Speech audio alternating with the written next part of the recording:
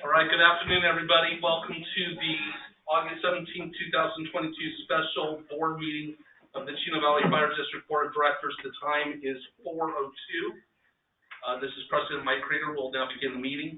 Please be advised that the meeting will be recorded. Please silence your cell phones and devices to reduce background noise or disruption. In accordance with AB 361, this meeting will be conducted remotely in a hybrid format.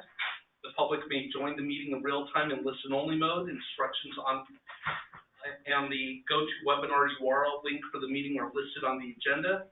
Our agenda is posted on our website at cbifd.org. Please be advised that when you join the meeting real-time, your screen name will appear on GoToMeeting. The board will accept public comments on all items on the agenda under the public communications. The public has two options for participating in public events.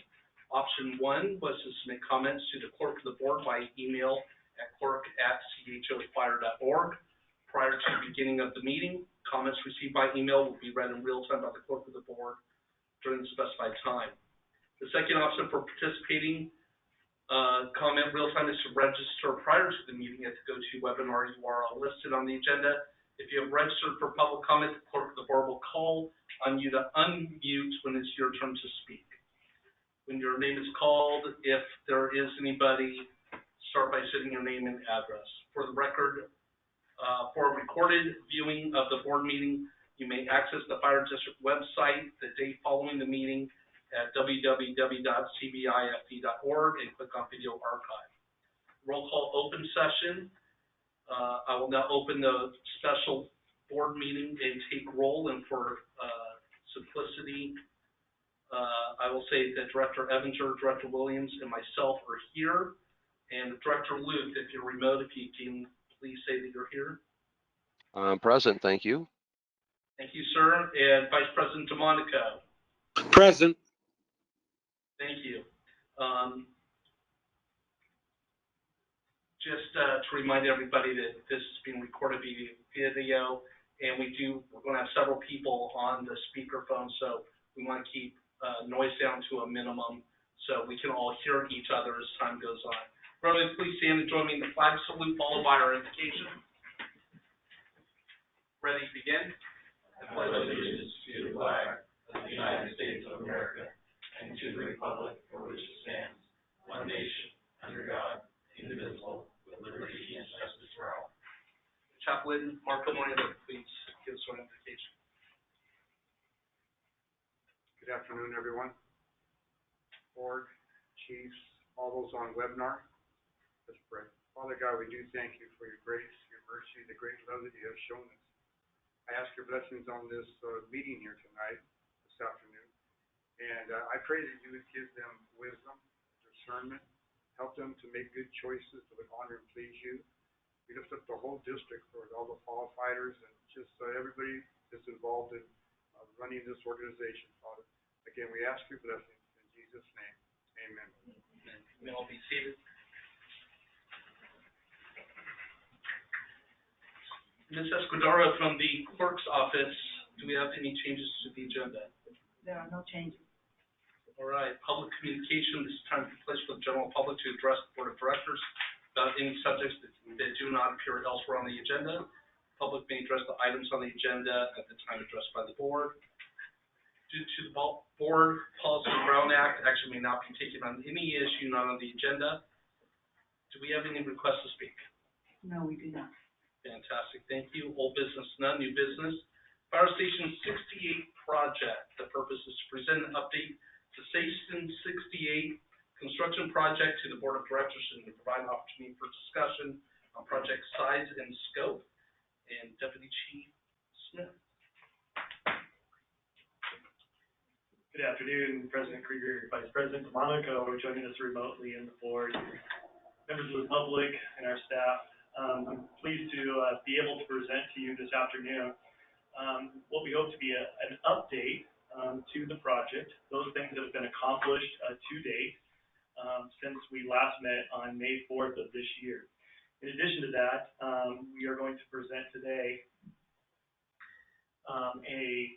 an analysis of different project developments that are in various phases of planning throughout the community in terms of future developments. We felt that that was a really important thing for our team, our management team, and strategic planning to be able to understand better the emergency response needs out of the projected Station 68 structure. So we're going to present that because we think that's helpful for the board to reach a conclusion and decision.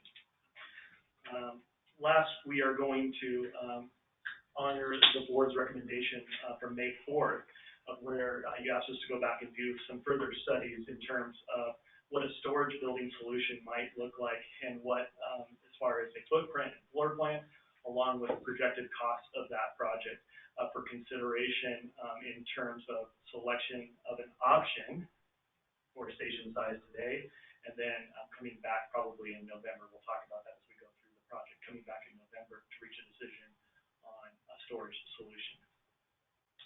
So with that, we're going to work our way through a presentation. I would like to validate or verify that those joining us remotely can see the PowerPoint. Might I just ask for Vice President DeMonico and Director Luth, are you able to see the PowerPoint with us? Yeah.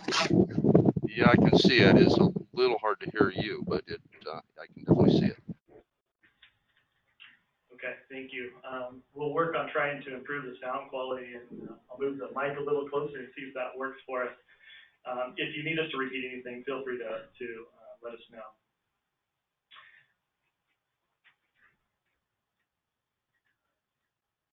Deputy Chief Skibar on May 4th presented a synopsis of what had happened to date on May 4th. I'm just going to run through that just as a recap of the accomplishments to date on the project.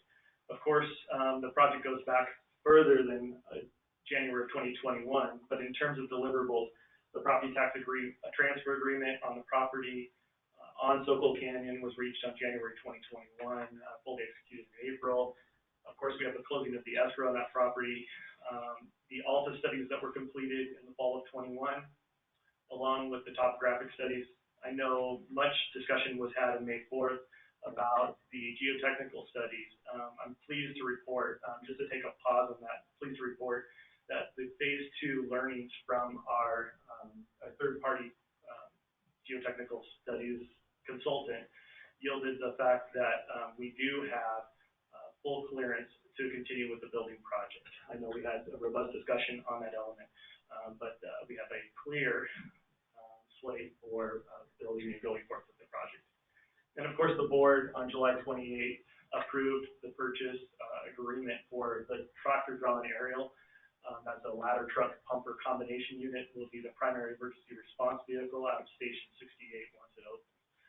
And that is begun its 31-month build process, and we are underway on that, so thankful for that. In terms of the two elements there, I'd like to highlight in more recent accomplishments. We had some discussion on the May 4th meeting. Today I can report to you that at the beginning of this month, we were able to reach a cooperative agreement between the City of Chino Hills, and the Fire District, which outlined that the Fire District will be the lead CEQA agency.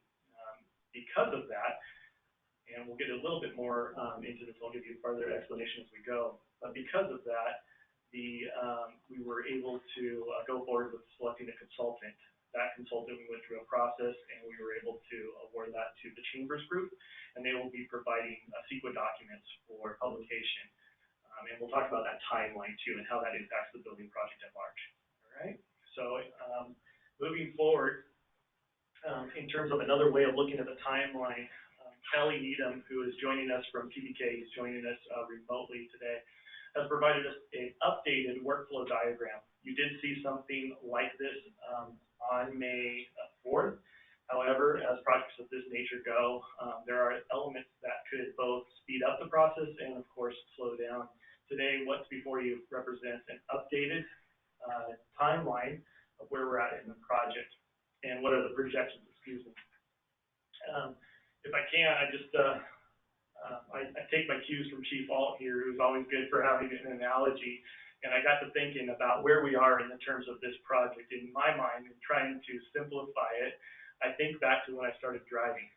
I know this is a weird little detour for me, but I think back to a manual transmission, if you will, and a 3-speed transmission, most specifically 3 on the tree, right? So in terms of how does that relate to a project of this scope, I look to that first phase, right, as we look about things that we've been able to accomplish. And I think back to that being first gear, right? And I think about where we're at today in terms of pushing the clutch in and going into second gear. And let me kind of summarize what is going to accomplish during this time and this phase of the project. Really, we are, you'll see some dates on top there, some benchmark dates that are our targets, like October 31st of this year, December of this year, and so forth. We are multiple elements within there underneath, or also in your staff report. We are multiple elements there are already underway or well into completion. Predominantly, though, if I was to summarize, the elements that we're in right now is to, in the matter at hand today, is to select a station size and give guidance to staff so that we would have an understanding to be able to develop the plan documents or construction documents that would include architectural plans and engineering that we would be able to use in the rest of the process, of course, but specifically to go through the RFP process and award a construction bid to a contractor, all right? The key date there, our targeted date, and Kelly, I will actually ask you to unmute if you don't mind. I'm going to call on you in a second. But our updated timeline that I want to draw your attention most to is March 31st. Kind of the March 31st sequence and the May 31st targeted date. It is our hope and our belief that the May 31st would not only be the bidding period be completed, but right between, in that time frame of the end of May, be able to begin construction. Kelly, can you kind of just elaborate on that a little bit more in terms of that next major milestone for us in grabbing third gear? No, Dean, you're exactly correct. We are hoping to get everything bid and ready to start construction on May 31st, and it takes about a year. So that's kind of our target date right now, and I'm hopeful we can beat that date a little bit. Thank you, Kelly. And feel free, Kelly, too, as well as we present, to unmute your mic and of course, provide further information for the board for consideration. Sure. I mentioned earlier that the CEQA element.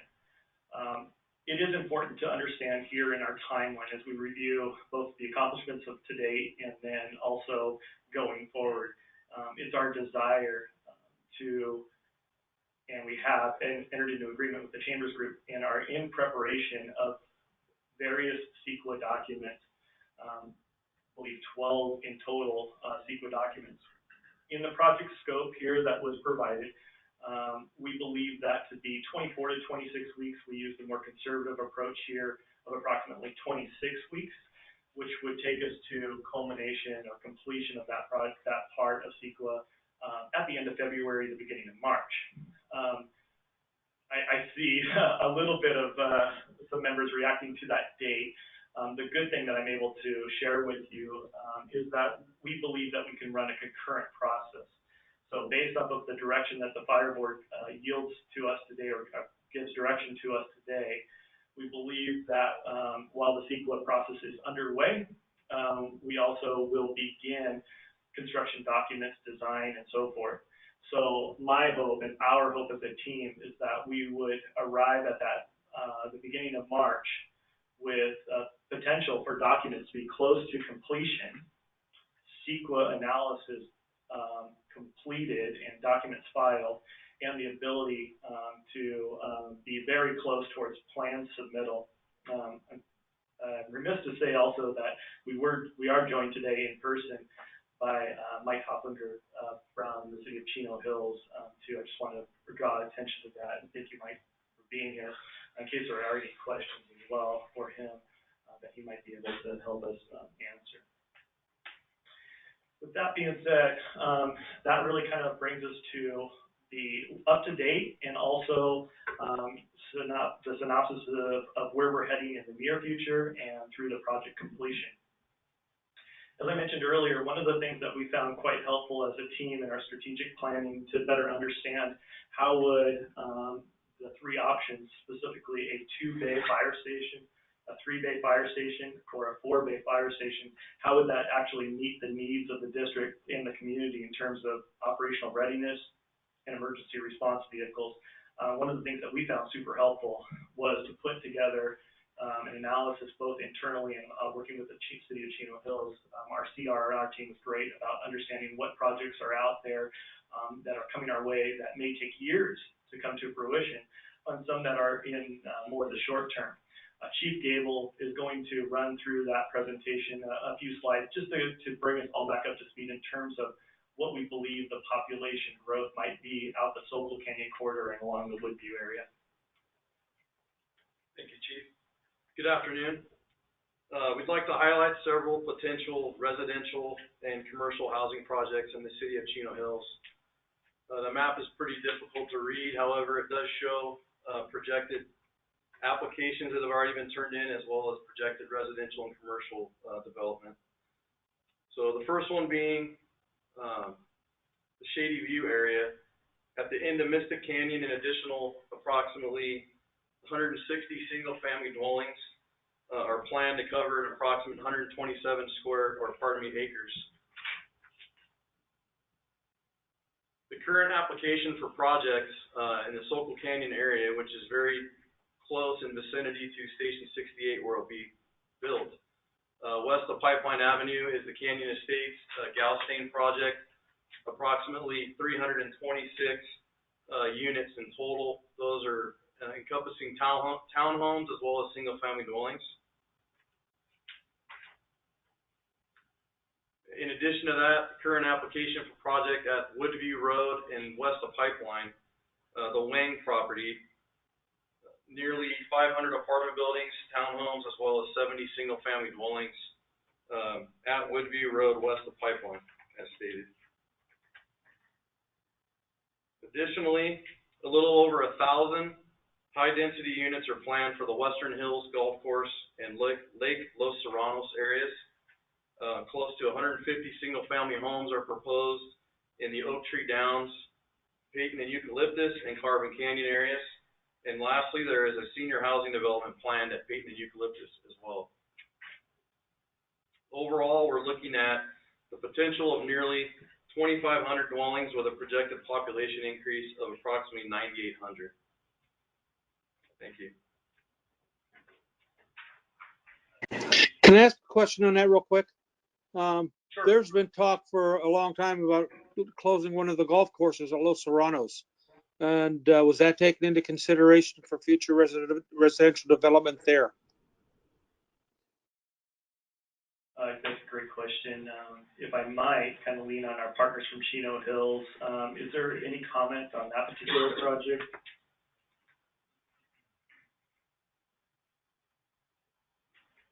Vice President DeMonico, Mike Opplinger from the City of Chino Hills will be commenting from the podium here. Good afternoon, President, members of the board, and public.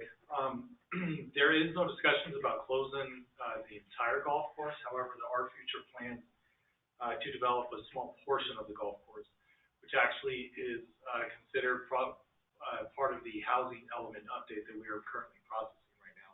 They are looking to close or redevelop, I should say, the southwestern portion and then still keep the old north side of the Los Serranos golf course.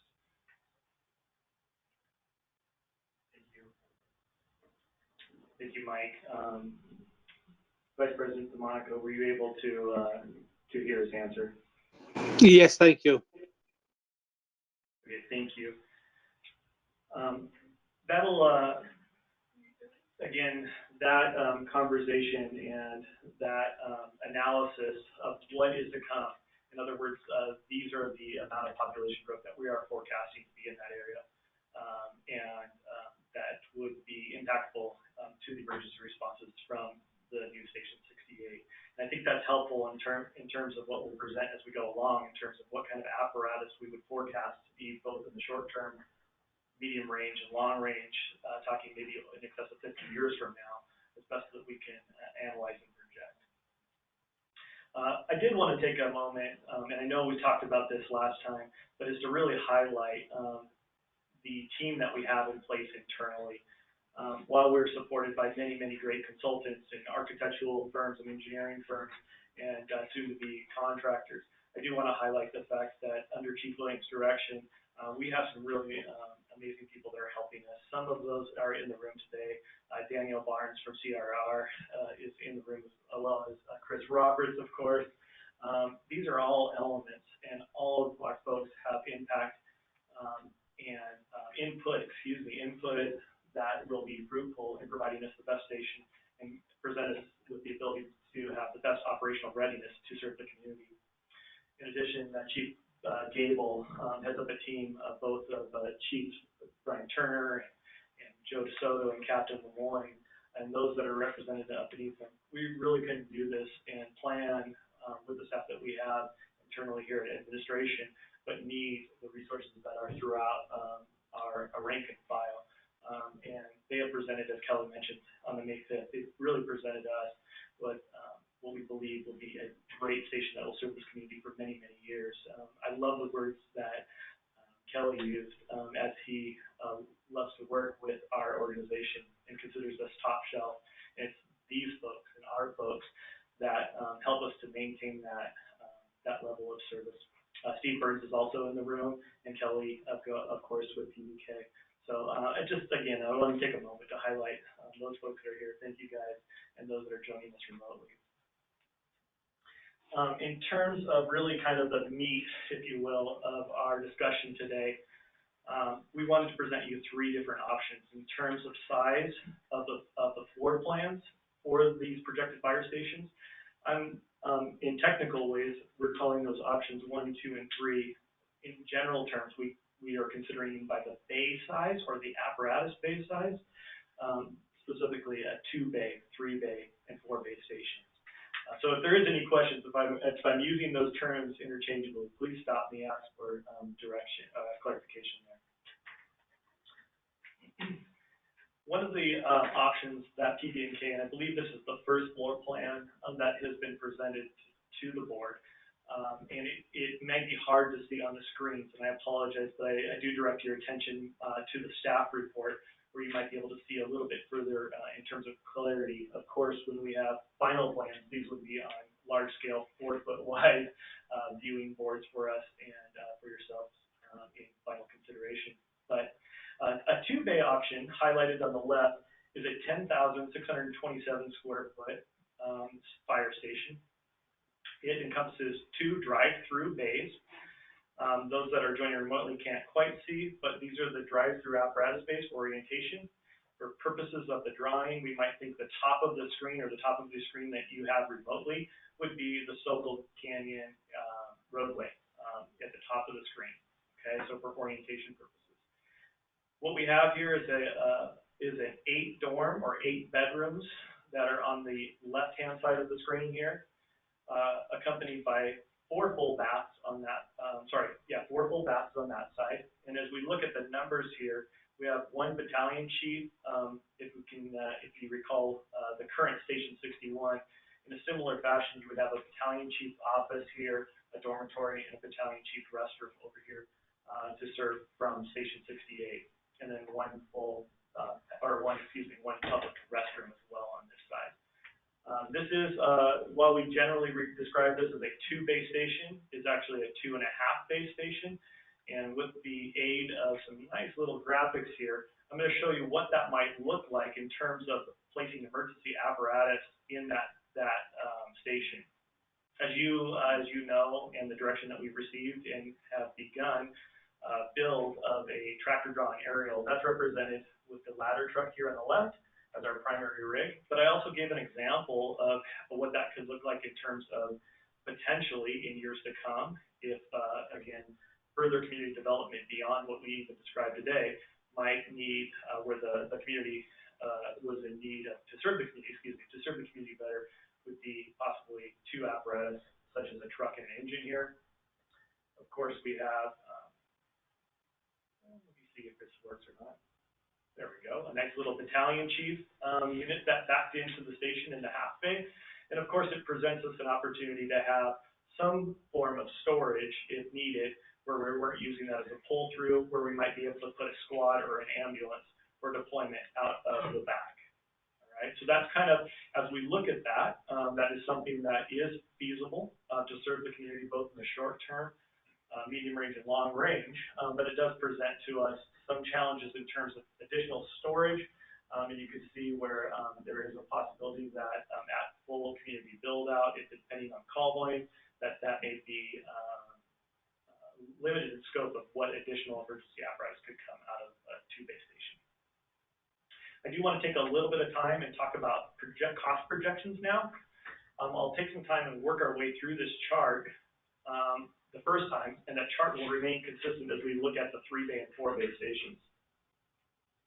As I mentioned, the 2-bay station at 10,627 square feet, we have worked closely in what was presented back on May 4th by Deputy Chief Skibar, remains consistent in our evaluation of what is forecast for our cost per square foot. PB&K has advised that it's likely that this station with the finishes and so forth is going to be about $750 a square foot, meaning that the true build cost of the station would be just shy of $8 million, specifically $7.970 and $250 in terms of cost. As we work down the document, there is a irregardless of the station size selection, there are supplemental costs. Those are things for furnishings, of course, and IT enhancements, station alerting, security cameras, those things that aren't necessarily covered under the RFP, and we believe that to be about $500,000. That's going to be consistent with whatever size station is selected. We know that the award to PB&K for the provision of services is at $782,000. And in terms of both what has been paid to date, the geotechnical studies, the CEQA consultant, the application and permitting fees through the city process, we estimate to be about $225,000, bringing this cost option to $9,477,250.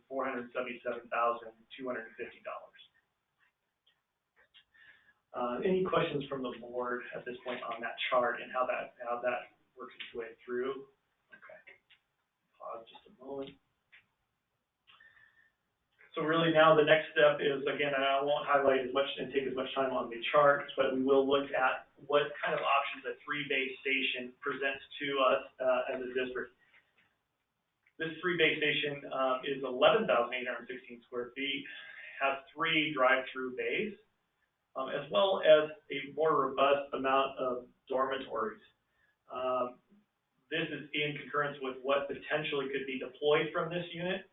We spent a lot of time thinking about truck companies and engine companies and 3-person staffing, 4-person staffing, additional engines such as brush engines, the ability to possibly someday have our ambulances here or squads there as well.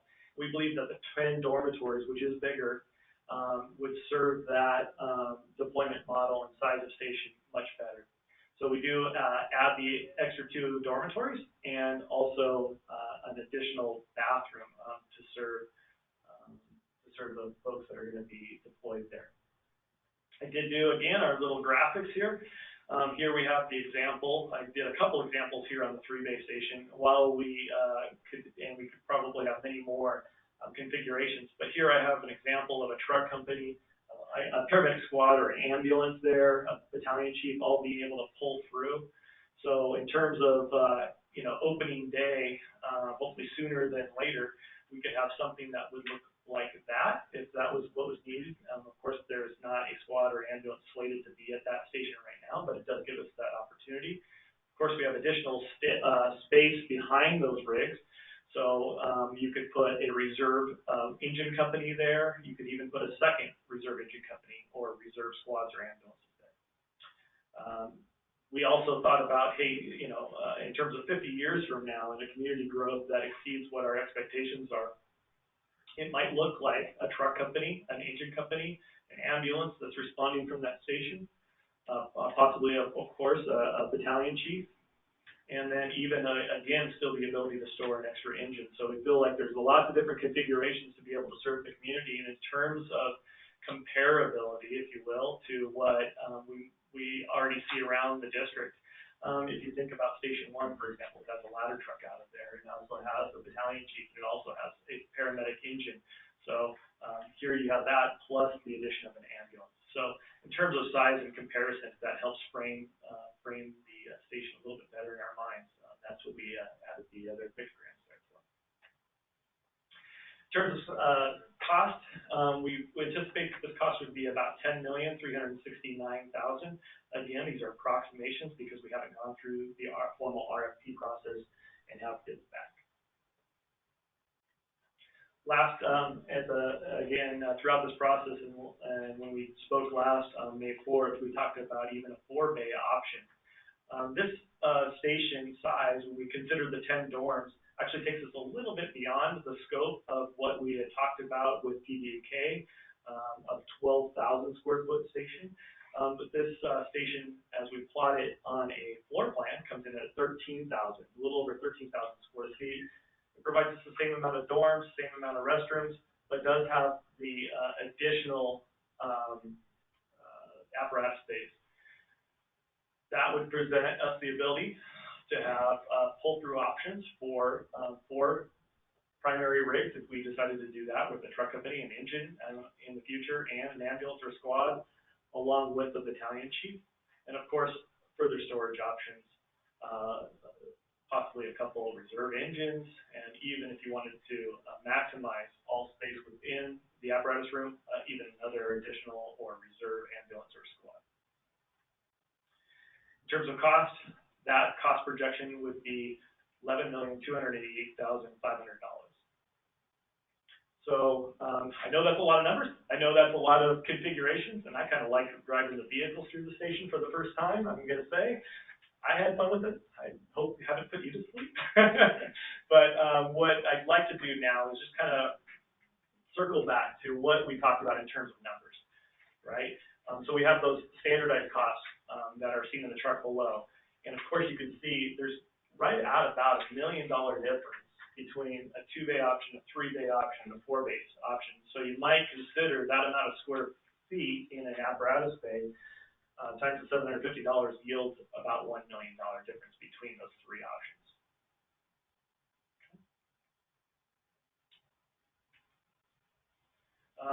I did also provide the totals, right, for each of those 3 as well for you there.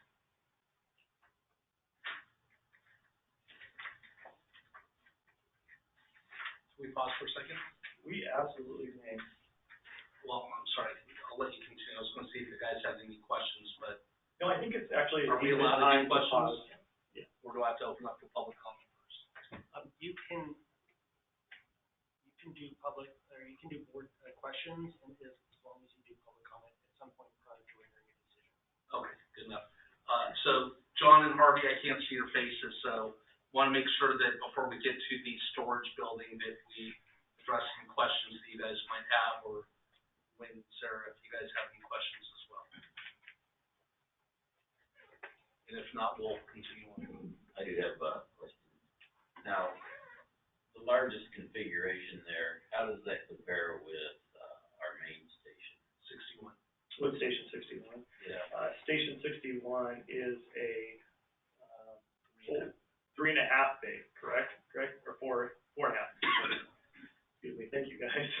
It is 4.5 bays currently at Station 61. And do we have square footage on it compared to the square footage on this one? We do. I don't have that right in front of me, Chief. Okay, great. Colleagues here said 13,700 square feet. And the biggest one here was how much? 13.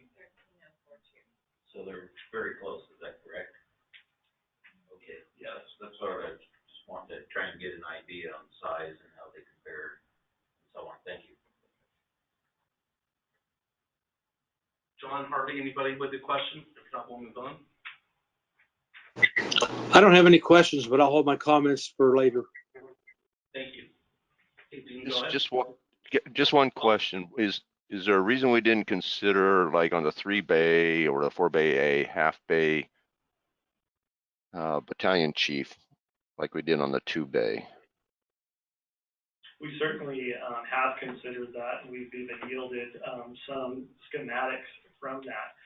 In terms of cost, and I think really when we look and think about the entire project and even storage solution, that half bay, if you will, is about $500,000.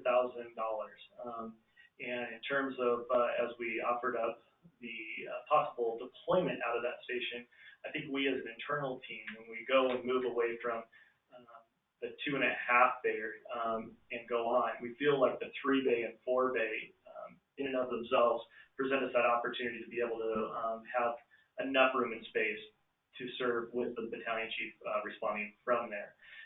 Let me kind of move back a little bit, Director Luke, and answer this a little bit further by saying, if you were to stick with a true 2-bay without the 2.5 bay, we really didn't feel as a team that would give us enough options, even from opening day, to be able to have enough room to meet the community's needs, and certainly didn't present us enough room and space to be able to serve the community into the future.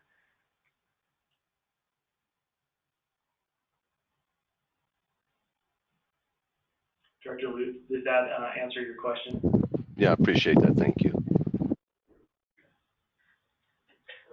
So, as we mentioned, and we had a great, robust conversation on May 4th about needs of the district as we grow into more of a large-scale department.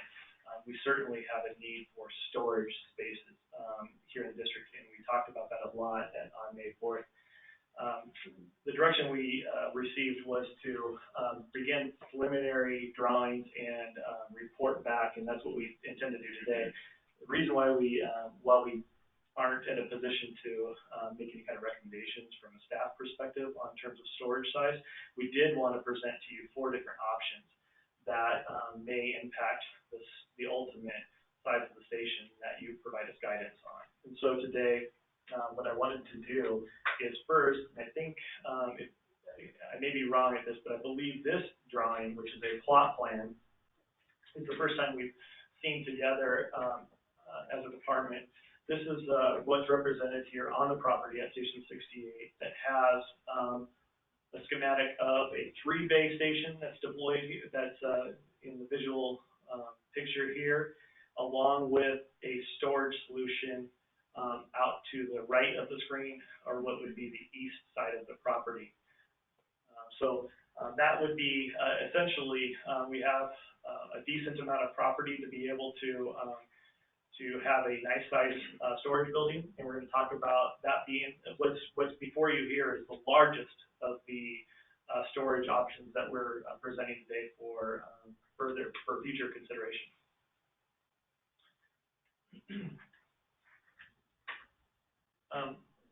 Again, utilizing the chart method, and I apologize, the numbers do appear fairly small on the screen, especially if we're looking at the screen in the back of the room. So feel free to refer to your staff report or even view from the front of the room here, if you will.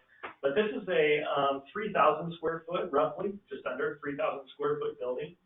The difference in the building, as we talked about before, is the building costs we anticipate to be quite a bit lower than the $750 a square foot. In fact, we anticipate that to be about $325 a square foot because of the utilization of a metal storage type building with some complementary beautification to the exterior so that it complements the project at large and meets the aesthetic pleasing aspects for the community.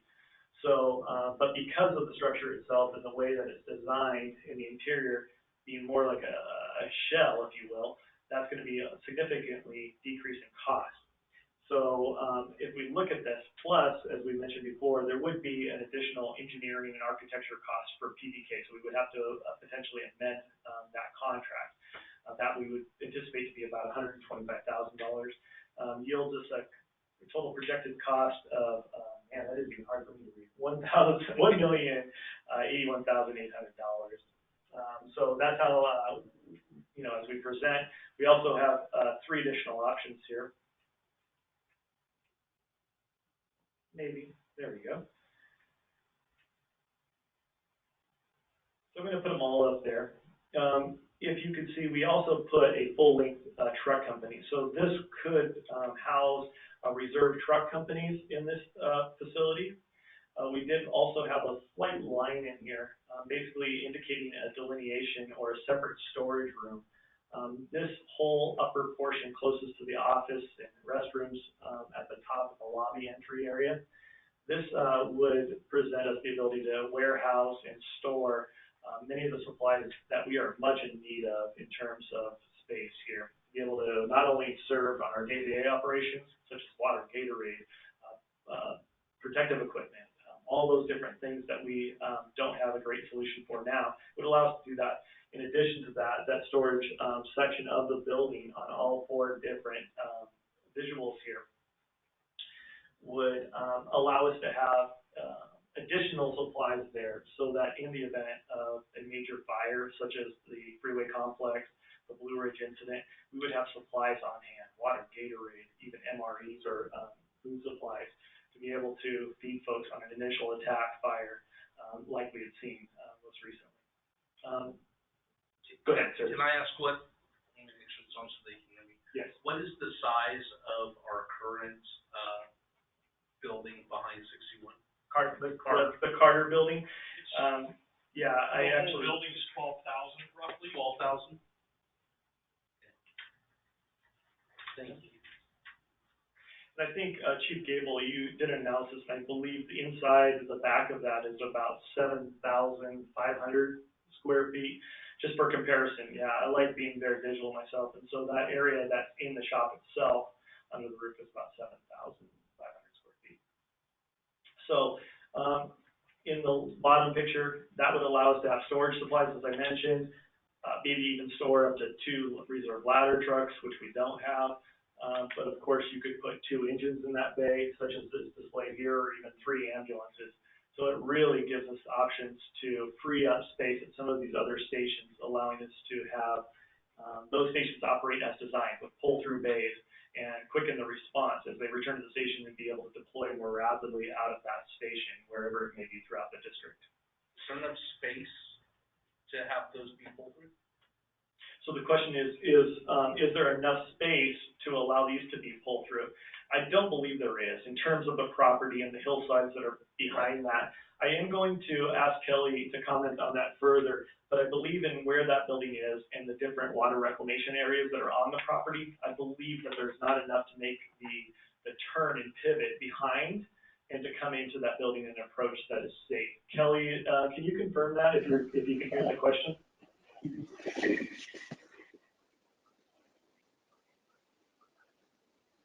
Yes, that's correct, Dean. It's based on the easements that are on there. You wouldn't be able to put the building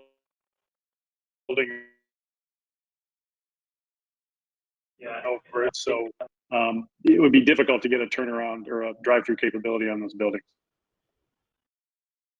President Krieger, just one other point of interest when we're looking at this structure. This is something that is long overdue. I know we're here today to focus on direction related to the station of the size of the fire station. However, when you consider the storage supplies, and we kind of mentioned some of those supplies related back to emergency needs, but we do have record storage needs. There has been times where we've had to actually go out and rent storage units in district to meet our needs. Currently, we have stuff stored over at Carter. We have stuff stored at the training center. So from a point of efficiency, when you start looking at organizations, we're at that tipping point in our size. I mean, obviously, LA County, Orange County, they're very large organizations, but they have true warehousing. So what that lends it back to us is a more efficient operation, a better tracking, which all those things likely lend to a better fiscal responsibility position as well. So as we think about this in the future, that's another thing to really consider. Thank you, Chief Williams. Thank you, Kelly. There was a little bit of technical difficulties, but really what Kelly was trying to convey is that the easements and the position we talked about would yield itself to have a pull-through, President Krieger. The biggest of the storage supply or the storage building at large there would of course have 4 apparatus bays if you will, a fifth one dedicated to the supplies. And so in terms of cost, for those that are visually challenged like myself, I apologize, but we're looking at anywhere from just over $1 million in the smallest solution there. And then also in the largest, we're looking at just over $2 million or $2.182 million.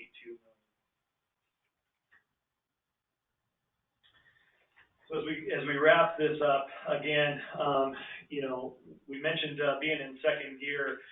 Really, at this point, this is our opportunity to press the clutch in and grab that second gear. And based off of what we, the direction that you provide for us today, that will allow us the ability to enter into the formal plans and engineering phase of this project and be able to then go further in terms of general plan amendment that needs to be accomplished still yet with the city, and then also plan submittal and RFP award. So with that, we do have, of course, the recommendation, and let me just read that. It is recommended the Board of Directors review and discuss Fire Station 68 floor plan options and provide direction to staff and advise on the fire station size.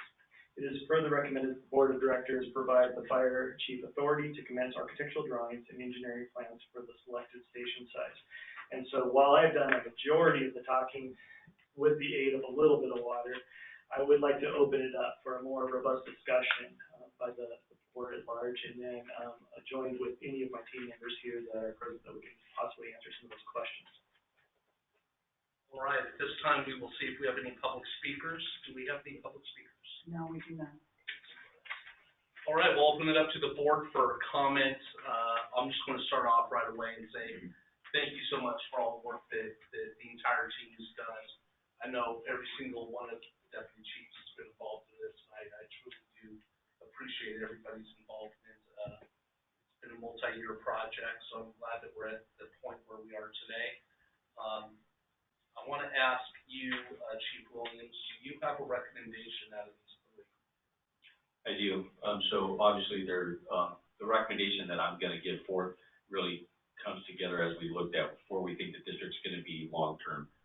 It's my general feeling that a 3-bay option would suit us very, very well today and into the future.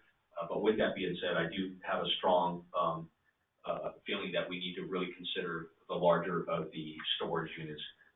So it would be a combination of those two. We don't want to make any decisions on the storage unit today because we're still working through our financials, which will come to fruition at the end of October. We will come back to the board in November to really discuss some more about that detail. But my feeling is that a 3-bay fire station would serve us very well today and into the future. You know, I think that the 2.5 might be a little bit lean for our needs. And then the 4, I mean, I suppose if you want to mention, a bigger is always going to be there for you and available. But I think from a fiscal responsibility position, I believe the 3-bay option would be my personal recommendation. All right, and the question for Kelly, the $750 a square foot, is that consistent with what you are currently seeing, or is that where you anticipate it going?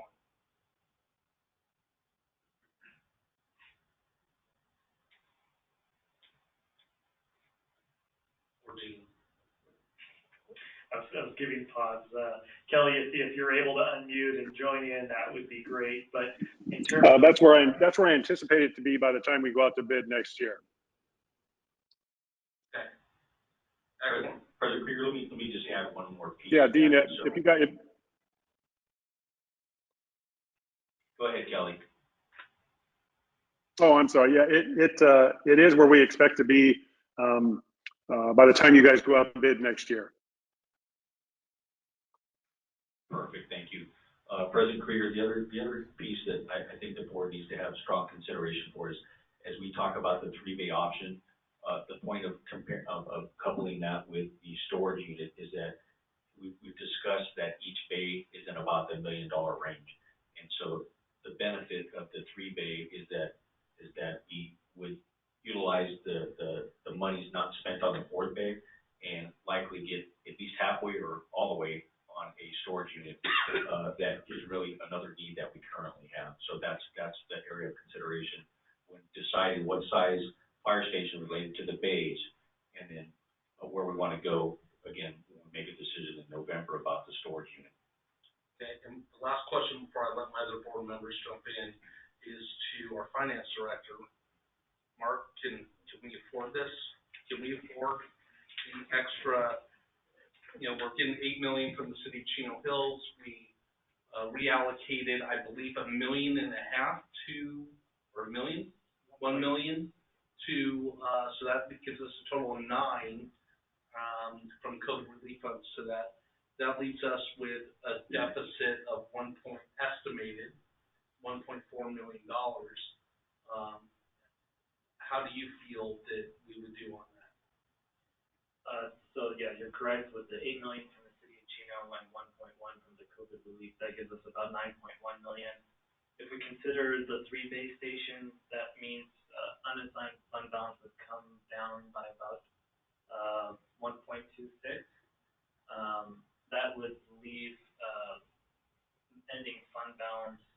starting fund balance of about 8 million, right? And that is being adjusted currently throughout the fiscal year. So we anticipate closing out the fiscal year this October.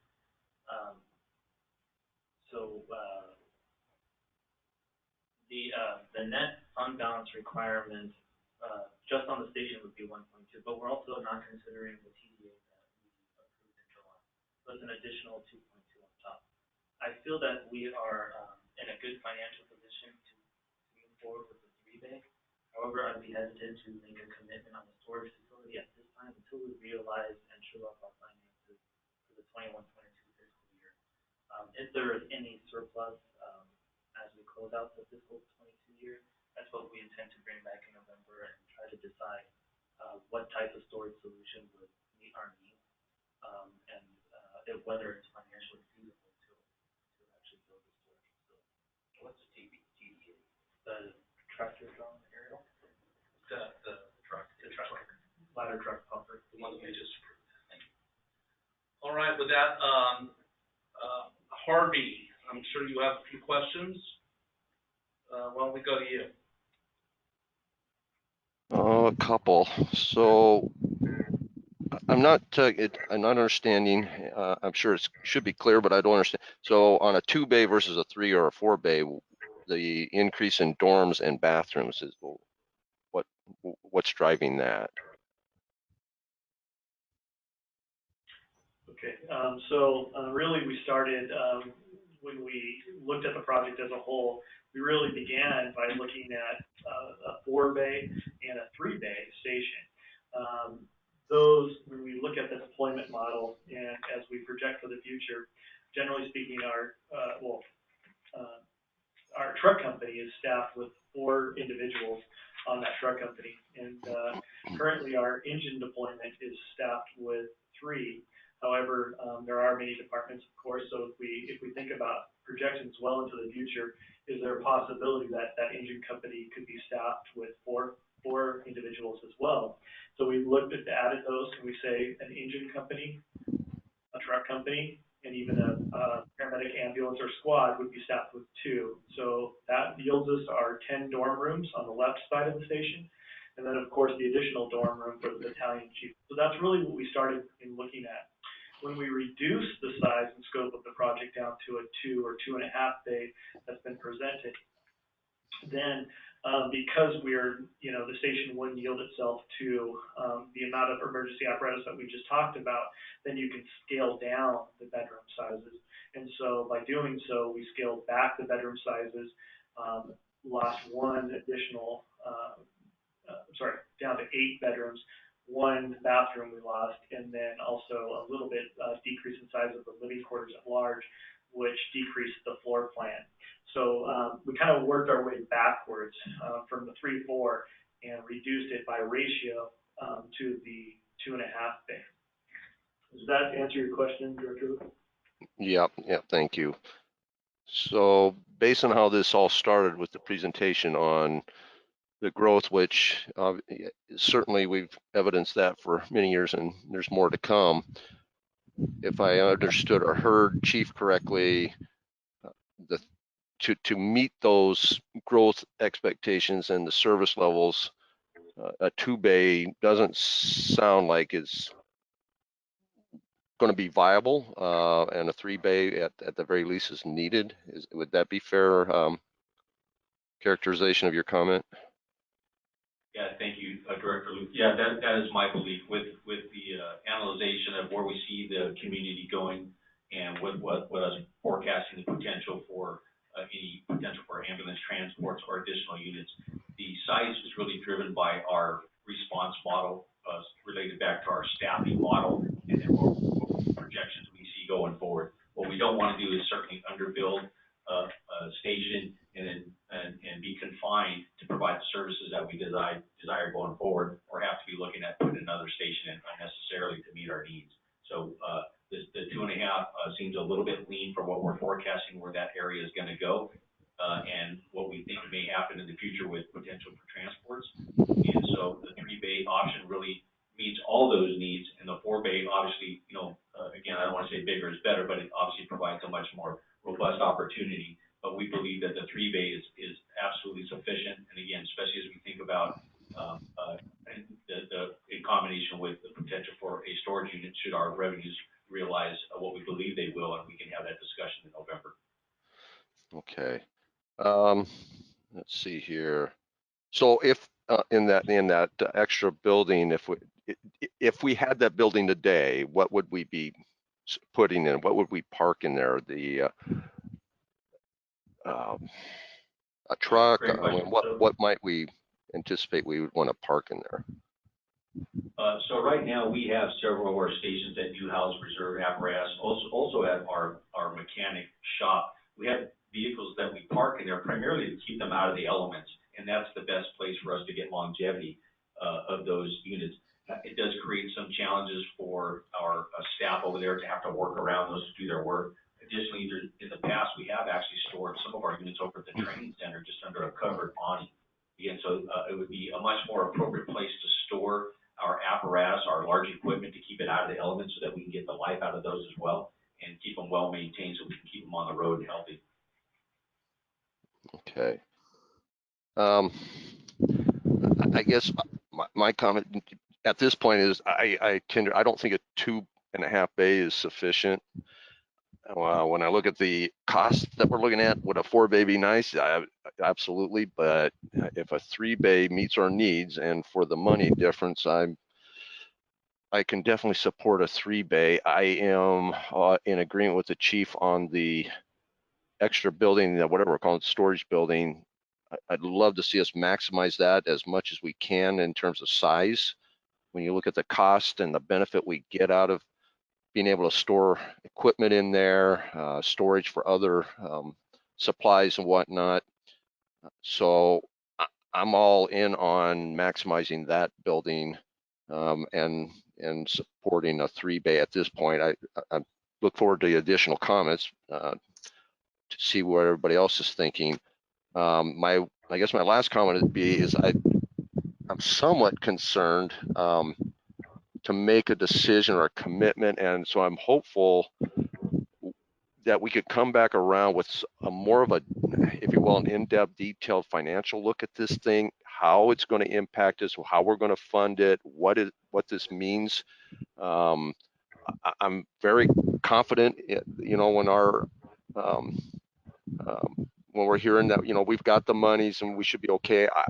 I'm confident in that, but I'd like to see something in, if you will, a report that kind of details that, just to give me a little more, if you will, confidence, comfort level that we're not putting the district in any kind of financial jeopardy here. And that would end my comments. Right, thank you, Director Luth. Director DeMonico, or Vice President DeMonico, I know you have some feelings on this, and I'm wondering if you could share your thoughts. Yeah, absolutely. This started quite a while ago, and the original plans, based on the standard cover and all those things, were to kind of do a 4.5 bay. Actually, we were going to do kind of an overlay of Station 1, and but that was before we looked at an additional building for storage and those types of things. And, and looking at everything to the district for not only today, but for the future and the overall district, including all of our area, we need to really look at the future and what we're going to do. One of the biggest mistakes we made in the past was we cut back from 3 bays to 2 bays at Station 7. And we regretted that by the time the building was even done.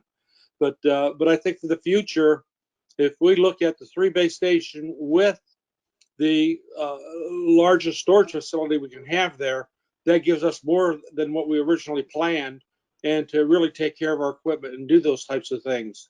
Although I would be more of a proponent of a 3.5 bay station, because if that does become a battalion headquarters, as it was originally planned years ago, or thought of years ago, I should say, then that would give us the ability to do that and still have those 3 bays. So I would actually support the 3.5 bay with a large storage area. Thank you. Thank you. Director Williams. Thank you. My thoughts are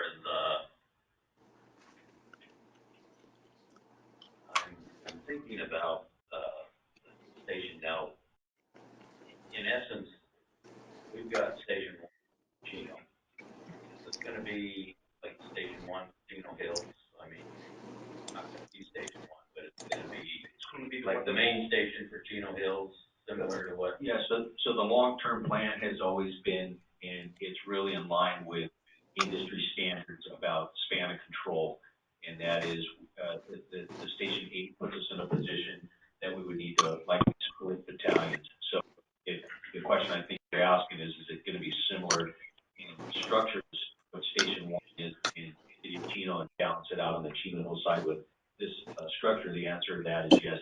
The intent is to have 2 battalion chiefs on per day. It gives us the depth that we actually need today to provide the level of support to our personnel from a standpoint of safety, as well as give back to the community what they deserve in the way of response, and it would balance out the district very nicely. I think of when I think of this.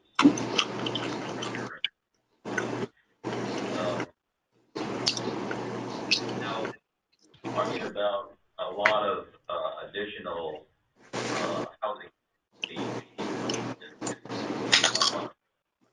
Chino Hill.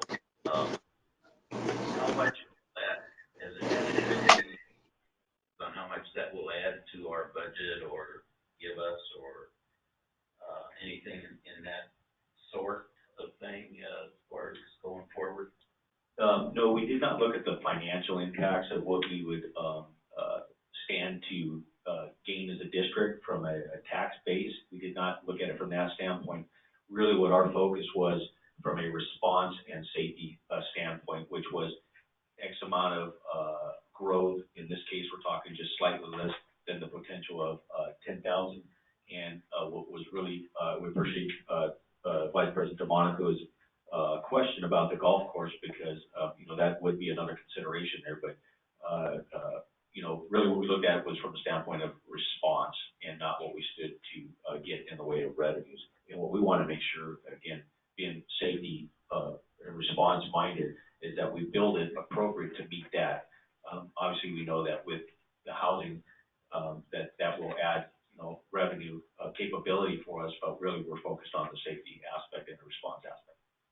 Well, that part I can appreciate. I mean, when you talk about response, I always think about when I was on the force and I went out to the original Station 3. We had a 10 building and a trailer there. But we're talking about a substantial structure, and I just am curious to know. I mean, housing is, of course, as everybody knows, it's just crazy. And every time a house is sold and so on, the taxes and everything is impacting people, but it's also helping the cities and whatnot. And I just was curious on all the housing that's projected, if it's going to give us enough to think about the larger buildings and that type of thing. And, if we haven't gone there, we definitely need to think there because, myself, I tend to believe that bigger is better in most things. We're growing a lot in this area, and so that's my feelings in regards to what we need to do to move forward. If we don't think we've got quite enough, then we can scale down. Director Williams, got to respond to that. So I think part of the challenge for us is, and when we're talking about the financial component, is we're having to look at it from what we have today, what we don't know about completely 100% about economic trends. Our forecast is what we think it's going to be based on our partnership with the city and working with them. So I think when we're making the decision to build something today, while I like you appreciate larger sometimes, and I think it does give us more capacity, we have to balance that against what we currently have in the way of our funding mechanism. Today we have the ability, and we actually believe through our research that 3-bay will meet every bit of our need well into the time frame going forward. And at some point when that revenue does come up with the build, that really just puts us in a better position to provide the services across the district. But I appreciate your thoughts. Okay, thank you very much, and appreciate your input. And I mean, if the 3-bay unit is gonna do it, I feel that's what we need to do. I just want to add on to this for a second here. As property tax dollars increase in the district, we also have expenses that increase every year. And if we hit another recession, our revenue, which is property tax based, is going to dip, and our expenses are going to remain high. So it's probably not prudent of us to look at the future income line of property taxes as money that we should be spending on this. We need to be saving that for when we have our ebb and flows of the economy as it goes along. Did I say that right, Mark? Yeah, that's correct. Most local agencies look at the property tax base, which is annual revenue received, really to maintain ongoing operations, staffing, their day-to-day. One-time expenditures usually that's spent out of development-related fees, which in this case would be the $8 million received from the city, as well as the 1.1 that we designated. That ongoing property, that build out, that's really to support the area and the increases in revenues. As you said, they're going to coincide with increases in expenses as well, and that's really what it's there for. Right. Thank you. Director Ebinger. Okay, so, President Krieger asked a lot of questions that I was going to ask. Sorry. And no, I'm glad you had that. And then Director Luke had a couple. I came in here thinking we would definitely need the 4-bay just based on the growth and everything going on. I thank you so much for bringing the build-out plan, because I tried to find build-out plan information, and while I got everything, it was great to have it summarized here. So I thank you for that information, for providing that in advance to us. I feel confident that the 3-bay will sustain us as much as I'd love to do the 4-bay, that additional monies, and I don't believe in spending what you don't have. So I personally feel that the 3-bay is are definitely our best option at this point. All right. Any other comments by board members? Harvey or John, if you have something else to say? No, sir.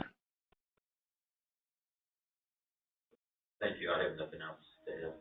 All right. So at this time, I will like to request a motion on, we're not talking about the ancillary building at this time. We're only talking about the structure of the presentation we were given. We'll make it simple, the 2-bay, 3-bay, or 4-bay system. And I want to go back to something that Director DeMonico said. He mentioned a 3-bay plus a half-bay for a BC unit.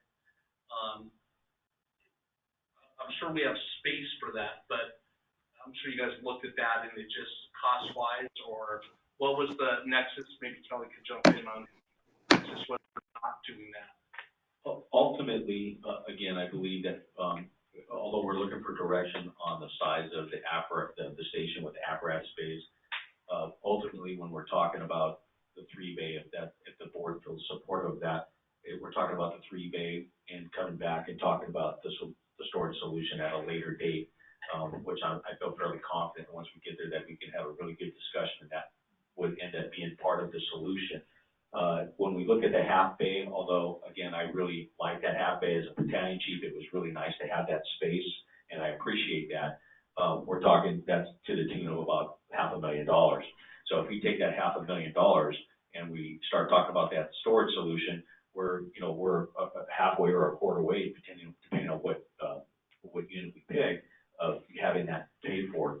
In the end, the 3-bay solution would allow us to have our truck company, engine company, a paramedic squad or an ambulance, and a battalion chief all running out of there with as a first line response, and would still provide one more space if we added another smaller unit. So I believe that it really is going to meet all the needs that we have in a 3-bay, and especially if we're talking a 3-bay with a consideration for the other storage unit.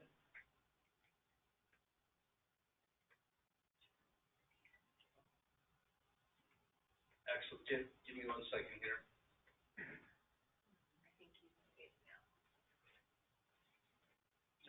Director DeMonico, we're going to wait a second here to see if we can get you back.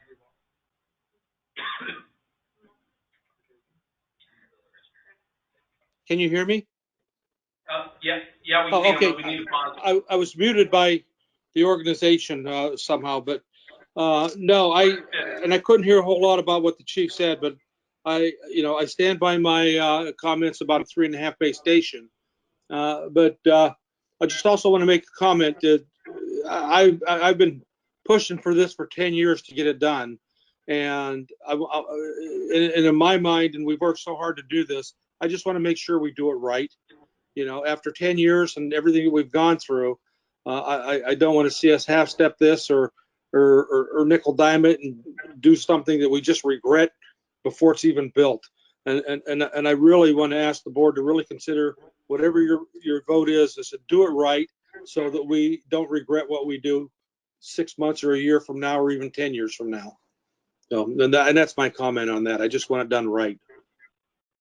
Yeah, thank you, John. What the chief said, and Chief, if I could, or you want to jump in? Yeah, just for a comparison standpoint, I know we're talking 500,000, but for that additional half bay, but if that is the direction of the board, essentially we go from 10,369 to 10,869. So really, that's what you need to be looking at. And again, I don't know if you heard this part, John, but what the chief was saying was he felt that the 3-bay was enough.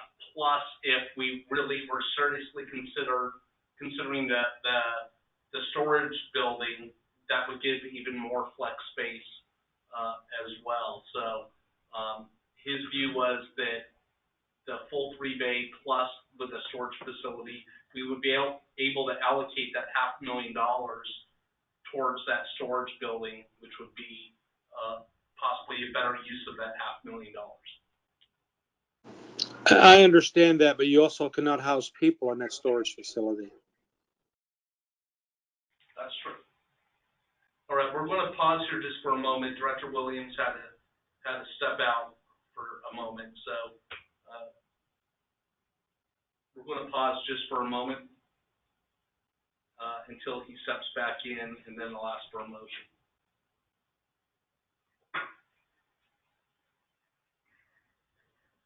So while he's gone, and I don't want to, I realize I probably can't answer this while he's gone, but before we take a motion, I just want to clarify, if we don't add a half bay, is that in some way cutting down on our how many people we're housing in there? Or are we still going to be able to house all of the crews and the deputy chief and everything with a full 3-bay? I just want to make sure we're clear on that.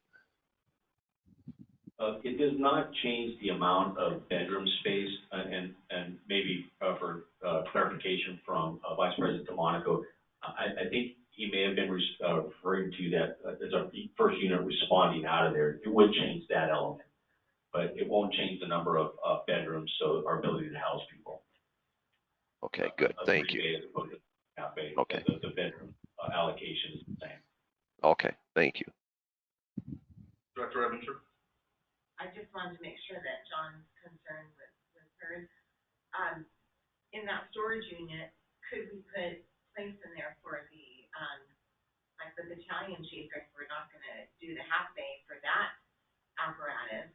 Is that what a consideration is then? Because I saw that we were gonna put, possibly we can store vehicles in there at some point. Was that more for just reserve or?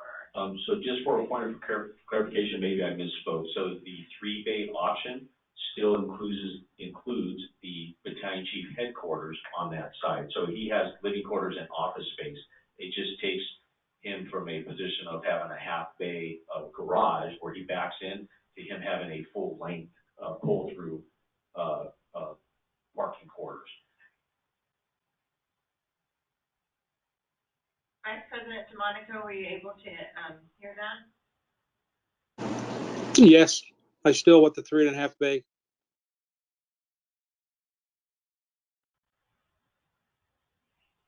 All right, with that, we have 4 options on the table to review. We have a 2, a 3, Director DeMonico mentioned a 3.5, or 4. And with that, I will entertain a motion. I would like to make a motion that we move forward with the 3.5 bay station with the largest storage facility we can build on the property. Okay, we're not, the motion will not include the storage facility though, John. We're not discussing that yet. So this is just for the station. I thought it was all inclusive. Not at this point for the storage facility. Staff wants to wait to make sure that we can actually afford the storage facility. So right now we're only talking about the station. Then without the storage facility, I absolutely make a motion for a 3.5 bay station.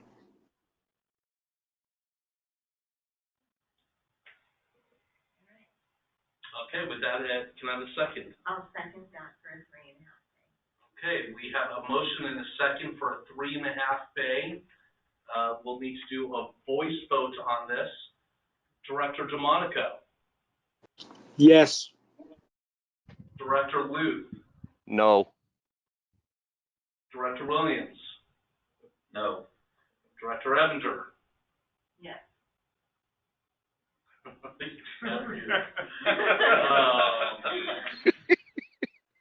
With me, I'm going to say, I'm sorry to say this, John, but I'm going to vote no on this. I think that we can get the bang of the buck out of the, I'd rather have that extra $500,000 go towards the storage facility. So with that, the motion fails, with 2 yeses and 3 noes. I'll entertain another motion. Okay. And since that fails, I'll go ahead and I'll make a motion for the 3 bay. Director Evanger has a motion for the 3 bay. I'll second that. And once again, we'll do a voice vote on this. Director Luth? Yes. Director Evanger? Yes. Director Williams? Yes. Director DeMonico? No. And me, Director Krieger, I will say yes, and that passes 4-1. And this is why democracy works, everybody. Is Good. John's still our friend, I'm sure, but and I sincerely value his input very much on this. And I see, if we weren't doing the ancillary building, I would be 100% with John on this. But because I think that we all feel very strongly about the ancillary building is the reason why I voted the way I did on that. All right. With that, so we had a vote of 4 yeses, 1 no by Director DeMonico. And so that passes. And with that, I'll go on to Fire Chief's comments.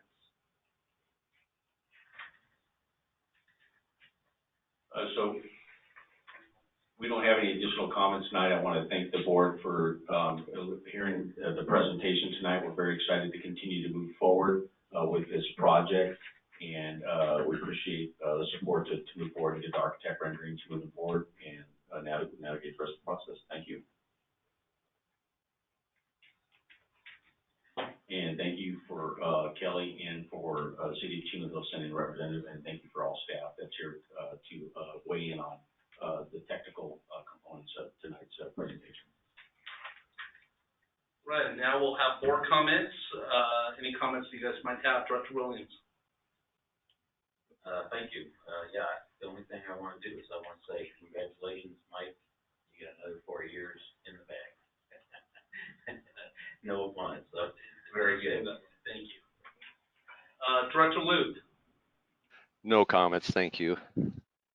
Director Evinger? Thank you guys, everyone, for the reports and for all the information. I appreciate the hard work. Vice President DeMonico? No comments. Right, my comments are, I just want to second, I really appreciate everybody's work on this and diligence. I know everybody's had a piece in this. Once again, it's just one little step in moving forward, and that's what we need to be doing.